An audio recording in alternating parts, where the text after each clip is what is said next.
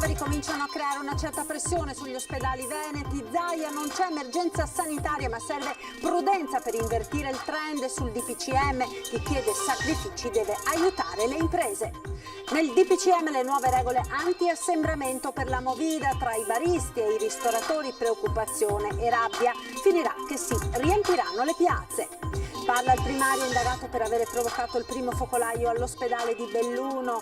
Certo della mia correttezza, lo dimostrerò, su di me solo fango, dice, e sostiene di aver contratto il Covid in corsia.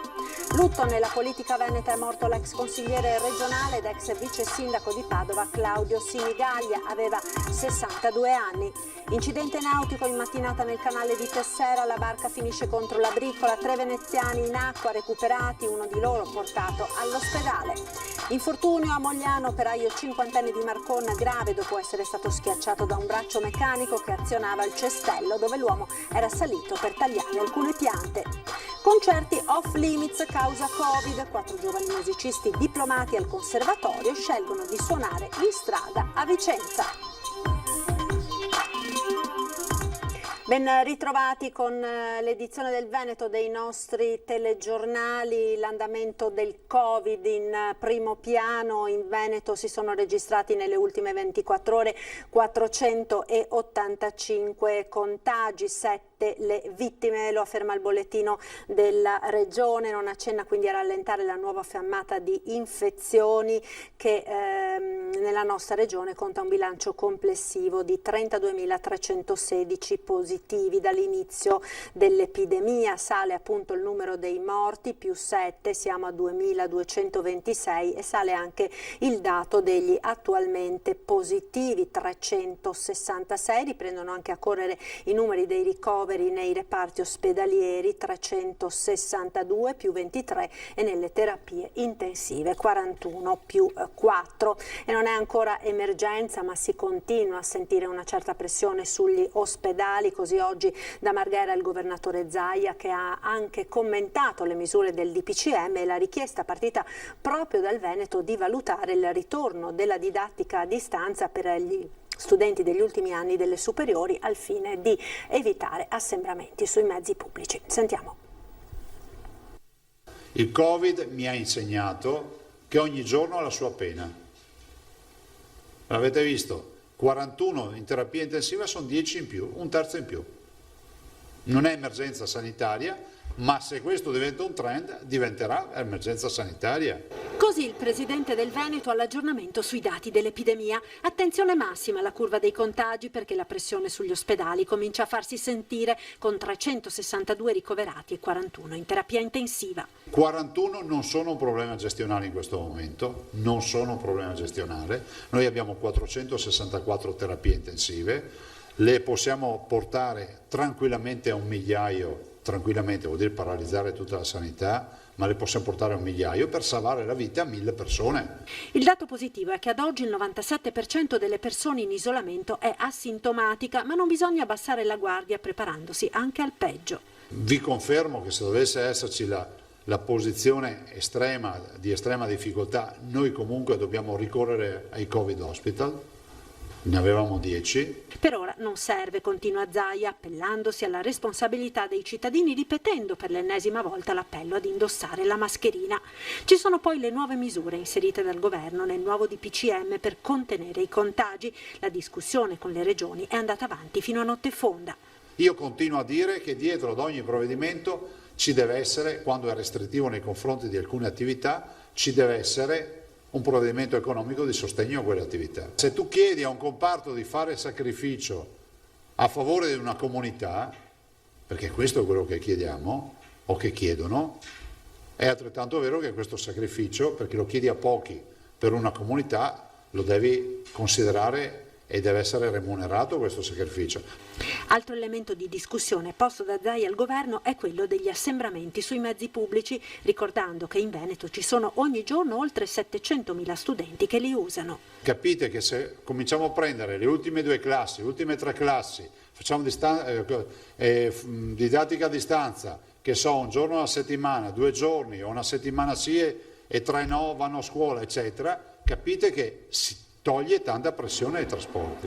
Leggo che il ministro Azzolina dice non se ne parla, ok, segnatevi la data e tutto, vedremo se le cose dovessero peggiorare, magari poi ci ritroviamo le scuole chiuse.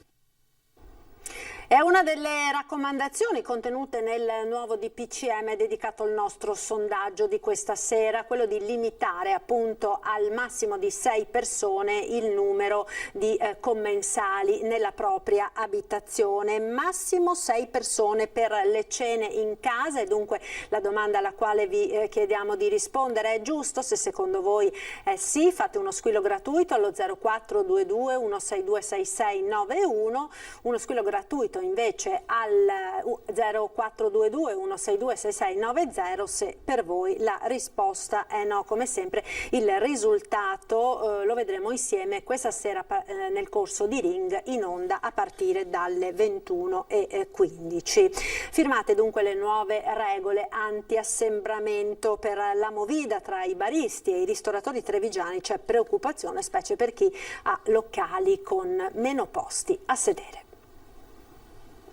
Stretta firmata su locali pubblici e attività di ristorazione al fine di ridurre assembramenti dentro e fuori dai locali. Il nuovo DPCM ne anticipa la chiusura alle 24, mentre laddove non sia possibile consumare al tavolo si può restare aperti fino alle 21. Fate salvo le attività di consegna a domicilio e asporto, senza ovviamente consumazione sul posto. Fortunatamente questo locale è aperto dalla mattina fino alla sera, quindi tutto sommato ok, però devono pensare che ci sono tanti locali che aprono alle 6 di sera e quelli ne subiranno le conseguenze. Niente consumazione al bancone quindi, ma solo ai tavolini. Non si potrà mangiare o bere in piedi fuori dai locali e, come sottolinea la titolare della cantinetta Venegazzù, ai 3 mesi di incasso zero, i successivi con una perdita del 30%, si va ad erodere ancora una fetta di incasso, togliendo altre 2 ore all'attività che andava fino alle 2 di notte. Noi siamo senza armi, completamente disarmati, perché c'è una situazione che è nazionale, che riguarda tutti, e giustamente ognuno cerca di fare la sua parte, ma i conti a fine mese vanno saldati. Ma la mia domanda, che probabilmente è una mia limitazione mentale, mi rimetto, è se il Covid intacca, e quindi il problema sia dato da questo, dopo la mezzanotte oppure da un orario in poi. C'è anche chi ironizza, pur accettando suo malgrado le nuove restrizioni. Penalizzano in parte, anzi penalizzano fortemente il nostro lavoro, perché il fine settimana e il dopo cena penso quello che è utile per il lavoro. Voi di solito restavate aperti fino a che ora? 1:30, 2 era il nostro orario. È che poi non sappiamo cosa fare dopo mezzanotte, il problema è quello. Quindi dici, il problema si riverserà sulle piazze?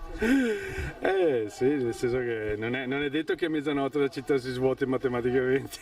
Infine il commento amaro di Pino Giordano, uno degli imprenditori della ristorazione più noti in città, che dallo storico ristorante che guarda la piazza parla di un triste bilancio di questi mesi segnati dal Covid. Noi cerchiamo di lasciare fuori le persone e farle entrare tavolo per tavolo, non facciamo assemblamento interno e addirittura neanche fuori, perché lo spazio c'è e quindi siamo fortunati da questo punto di vista. Io ho fatto dei conti 3 mesi e la nostra azienda credo che abbia perso 2-3 milioni di euro di incasso. Queste misure, secondo quanto previsto dal DPCM, entreranno in vigore il 14 ottobre e saranno valide fino al 13 novembre. E crisi senza fine per il commercio di Piazza San Marco a Venezia, chiusa un'attività su 4 e le previsioni per i prossimi mesi sono pessime. Per quelli che erano i suoi canoni pre-Covid, Piazza San Marco è straordinariamente vuota e l'assenza di turisti si fa sentire soprattutto nel commercio. Quante attività hanno chiuso? Al momento sono 13 attività, circa il 25% del totale delle aziende che sono aperte qui in piazza. Più del 60% del turismo che conta nel bilancio delle attività di Piazza San Marco è extraeuropeo ed è quasi totalmente scomparso. Raramente si è assistito ad una crisi in grado di radere al suolo in così poco tempo un tessuto commerciale che fino a ieri appariva di una floridezza inattaccabile. Chi ancora resiste non vende quasi niente e le spese sono rimaste ingenti. I turisti non ci sono più, ma i prezzi di affitto dei locali, dei negozi che continuano a essere qui sulla piazza sono rimasti gli stessi, ma senza clientela è un po' difficile far quadrare i conti. Quanto costa in media un affitto in Piazza San Marco o nell'area vicino a Piazza San Marco? Diciamo che se mediamente per un arco il prezzo sia tra i 7.500 e i 10.000 euro. Poi se uno affitta 2 archi è proporzionalmente un po' più basso e via discorrendo. Se non ci si sta più dentro. Purtroppo no. Nella quasi totale assenza di introiti, le attività che ancora riescono a tenere aperto sono spesso quelle di chi non è in affitto. Siamo dei privilegiati di fatto, ecco, questo voglio dire, rispetto, io avevo un altro negozio e ne avevo un altro ancora, quello dove pagavo l'affitto a marzo l'abbiamo dovuto chiudere. Secondo lei è impensabile tornare a lavorare con una clientela residente? Impensabile. Venezia è impensabile, a Venezia ci sono 50.000 persone di cui 20.000, 30 sono anziani. Non c'è mercato neanche per le scarpe, a Venezia non ci sono più negozi di scarpe. Lo spopolamento ha reso Venezia incapace di resistere da sola anche per pochi mesi. Sfruttata oltre ogni limite, l'industria turistica che movimentava miliardi di euro all'anno si è dimostrata un gigante dai piedi d'argilla. L'ultimo decennio è stato un turismo di massa che ha massacrato questa città, che è una città veramente delicata e fragile, e nessuno ha capito questo problema qua, e adesso queste sono le conseguenze purtroppo. Non è solo il Covid è una conseguenza, l'acqua alta del 12 novembre è un'altra conseguenza, ma avevamo già raschiato il barile, insomma la città aveva già raschiato il barile. Lei dice che si è puntato su un turismo di bassa qualità che alla fine ha allontanato, diciamo, quello di qualità. Sicuramente. Se Venezia e i veneziani hanno commesso qualche peccato nella gestione della propria città, oggi li stanno pagando con gli interessi. Senza contare ciò che sta accadendo nel resto della città, la crisi per le attività di Piazza San Marco è appena iniziata. Oltre a quelle che abbiamo detto aver già chiuso, ce ne sono almeno 4 che sono in odore di chiusura nei prossimi mesi. Con questa evoluzione negativa si potrebbe sfiorare quasi il 50% delle chiusure in quest'area. Almeno il 50% nei prossimi mesi. Ed il nuovo DPCM regolamenta la vita sociale, anche quella in casa e con gli amici, e subito il web si scatena sui controlli alle feste casalinghe. Nel mare magnum di quello che nel nuovo DPCM è consentito, vietato o riregolamentato, finiscono anche le festicciole in casa, cene con amici, compleanni, anniversari, bevute e serate tra ragazzi. Per carità, non si parla di divieto, ma di forte raccomandazione, e si dà anche un numero massimo di persone che si possono accogliere in casa, in numero non superiore a 6. E già sul web impazzano le vignette satiriche su come potrebbero essere eventuali possibili controlli. C'è chi simpaticamente trasforma il vicino con 3 spiate in sceriffo del balcone, mutuando forse dal più serio controllo di vicinato, oppure i più raffinati guardano al maestro del brivido Alfred Hitchcock e il suo La finestra sul cortile, ma in rigorosa chiave veneta. Se nella rete si scherza, nella realtà l'ipotesi della delazione della spiata è un timore. Non voglio praticamente che diventi praticamente una caccia alle streghe. Mi pare di aver sentito, letto in giro addirittura di una limitazione di feste private, quindi qualcuno si immagina il cittadino, il vicino di casa che fa il dispetto al proprio confinante chiamando i vigili e i carabinieri. Mi pare veramente un'assurdità. Questo mi preoccupa, perché se cominciamo a coinvolgere i vicini spioni siamo messi male, voglio dire, è preoccupante questo. Non c'è il rischio del vicino spione? Beh, insomma, non credo, spererei di no, insomma, la troverei una cosa veramente bruttissima. Potrebbe succedere, sì. E mi auguro che non succeda, ecco, perché secondo me ognuno di noi una piccola trasgressione la fa. A Belluno ora la Procura ha aperto un'inchiesta per epidemia colposa aggravata a carico del dottor Bianchini, primario di otorinolaringoiatria dell'ospedale di Belluno. Avrebbe continuato, secondo l'accusa, ad operare con il Covid, dando vita al primo focolaio. Lo abbiamo raggiunto al telefono, sentiamo. Io so come sono andate le cose, abbiamo le nostre carte in mano che non sono mai state sentite, e confido nella giustizia. Io sono certo di poter dimostrare assolutamente la mia innocenza, la mia buona fede, il rispetto delle regole. Roberto Bianchini, primario di otorinolaringoiatria a San Martino di Belluno, ci risponde al telefono prima di entrare in sala operatoria, ma vuole fare chiarezza con fermezza sui contorni dell'inchiesta per epidemia colposa aggravata che lo vede protagonista. Avrebbe, secondo la procura, ripreso subito a lavorare al ritorno di una vacanza in Thailandia, salvo poi risultare positivo al coronavirus, innescando così il primo focolaio di Covid. Una versione che il primario si dice sicuro di poter ribaltare. A quel tempo non c'era ancora l'obbligo dell'uso delle mascherine, non era obbligatorio né consigliato, salvo momenti specifici in cui tutti noi le usavamo. Nessuno qui, noi non avevamo mai visto un malato, ci aspettavamo che il malato di Covid fosse uno con l'influenza, col mal di gola, con la tosse, col raffreddore, mentre io non avevo nessuno di questi sintomi. Conferma di aver visitato senza mascherina, mentre nega di aver contratto il virus in Thailandia. Sono sicuro che la malattia l'ho presa in ospedale nei giorni precedenti alla mia positività. In Thailandia, nell'isola dove sono stato io, il primo caso, lo trova su internet, l'isola di Koh Samui, è stato il 26 marzo, c'è scritto su internet, basta digitarlo. Un contagio poi che non rispetterebbe i tempi clinici del virus. La sua positività è emersa con tampone dopo 2 settimane dal ritorno dall'isola di Koh Samui. La procura aveva chiesto per Bianchini anche la sospensione della professione per 3 mesi, richiesta però respinta dal GIP e rigettata anche dal giudice in corte d'appello. Sono stato vittima di un'ondata così, la che definirei così un'ondata di fango sulla mia persona. L'Ulsuno da parte sua preferisce ad oggi non commentare la vicenda, ma ha assicurato la piena disponibilità agli inquirenti mettendo a disposizione gli atti e la documentazione che saranno necessari. Lutto nel mondo politico veneto. È morto a Padova l'ex consigliere regionale Claudio Sinigaglia, molto stimato e conosciuto per il suo impegno sui temi della sanità e del sociale. Per anni è stato professore all'Istituto Barbarigo di Padova. Lo ricordiamo con un estratto dalla sua ultima intervista rilasciata ai nostri microfoni nell'agosto del 2019. Tantissimi i messaggi di cordoglio.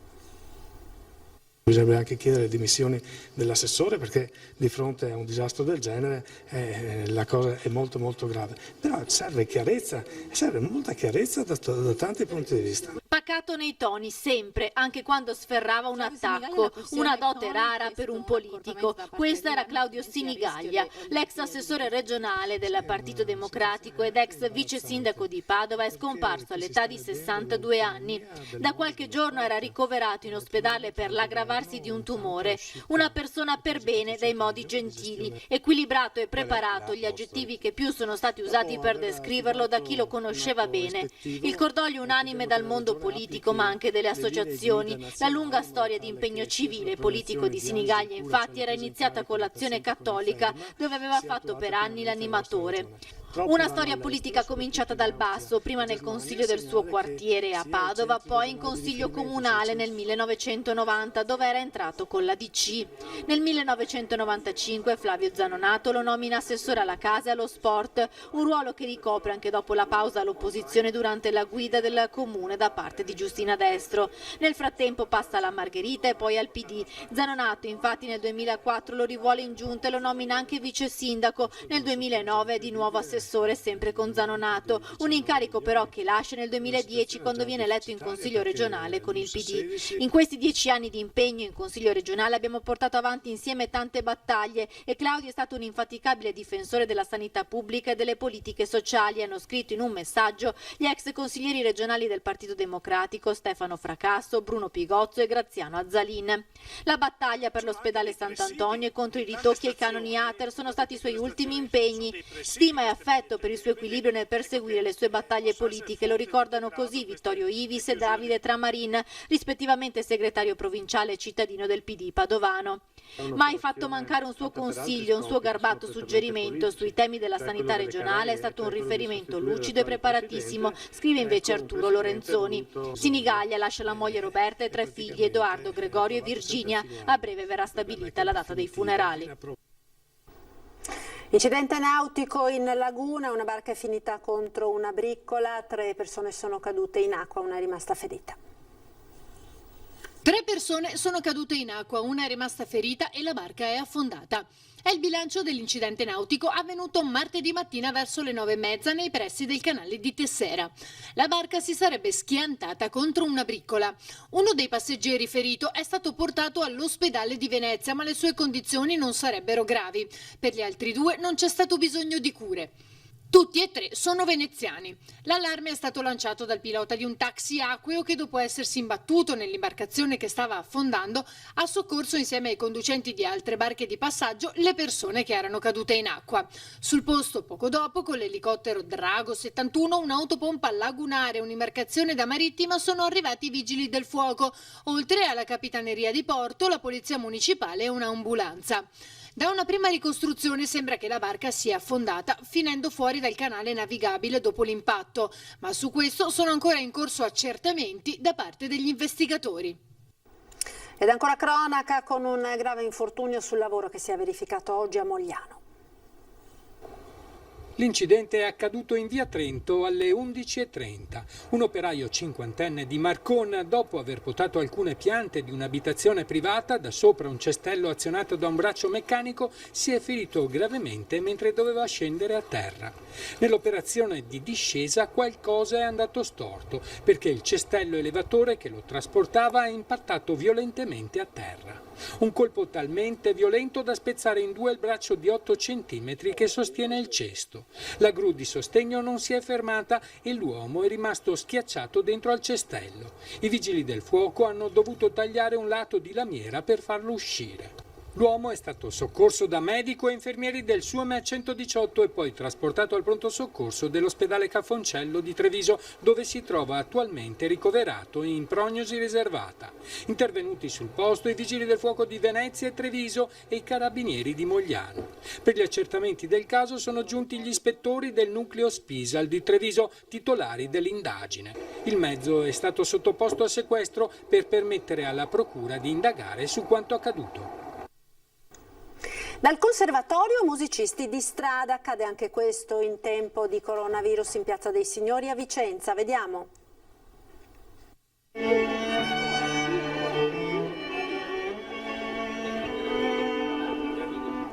Mi chiamo Irina Barca e suono la viola. Io sono Kasia Kielska, suono violino, sono polacca. Loro sono un quartetto di musicisti studenti di conservatorio in Italia col progetto Erasmus per studiare musica.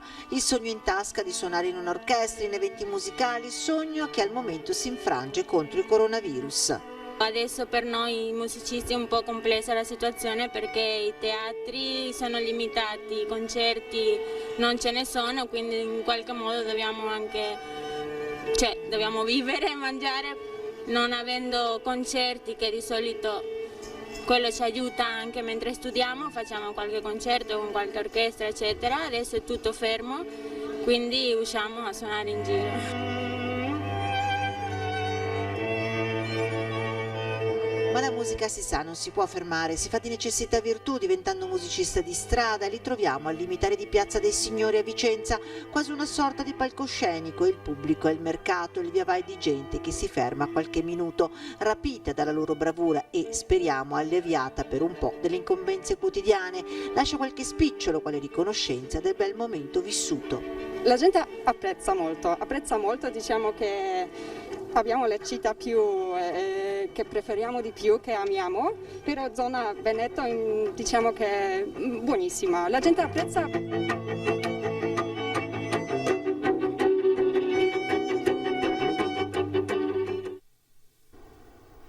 Ad un mese esatto dall'inizio della scuola, domani faremo il punto della situazione con una lunga intervista in esclusiva in prima serata con la direttrice scolastica regionale Carmela Palumbo. Se avete domande o segnalazioni potete inviarle fin d'ora al numero WhatsApp che vedete in sovraimpressione. Appuntamento da non perdere, dunque mercoledì sera dalle 21:15 su Antenna 3. Rimanendo sempre alla nostra programmazione, vi ricordo l'appuntamento questa sera sera dalle 21:15 con Ring, ospiti in studio di Ferdinando Avarino, Giacomo Colladon, presidente di MOM, e poi Alberto Villanova della Lega, Pietrangelo Pettenò della Sinistra Veneta, Andrea Ferrazzi, senatore del Partito Democratico, Cristian Ferrari, segretario della CGIL del Veneto, Tommaso Costalonga, gestore del Orange in campo Santa Margherita a Venezia. Ed è tutto per questa edizione. Come sempre al termine ci salutiamo dando uno sguardo alle previsioni del tempo con il nostro meteo. Arrivederci.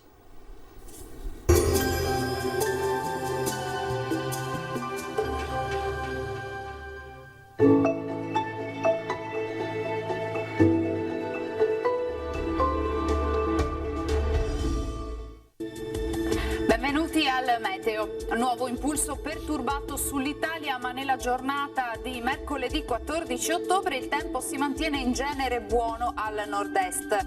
Nel dettaglio sul Veneto sarà per lo più soleggiato, il cielo si presenterà poco o parzialmente nuvoloso, con tendenza però ad aumento della nuvolosità verso sera. In nottata avremo locali precipitazioni sulle zone centro-settentrionali e su quelle più meridionali della nostra regione. Temperature minime tra 3 e 8 gradi, valori massimi compresi invece tra i 13 e i 16 gradi. Ci spostiamo ora sul Friuli Venezia Giulia, anche qui sarà una bella giornata di sole dappertutto, qualche addensamento ci sarà, ma del tutto innocuo. Temperature minime fino a 9 gradi, massime sui 14-16 gradi. Infine uno sguardo alla situazione del Trentino Alto Adige, dove non cambia lo scenario, sarà ampiamente soleggiato salvo per qualche nube in più a partire dal pomeriggio sui settori di confine. Temperature minime sui 3 gradi, massime invece fino ai 14 all'incirca. Dal meteo per ora è tutto, vi auguro un buon proseguimento in compagnia di Antenna 3. Arrivederci.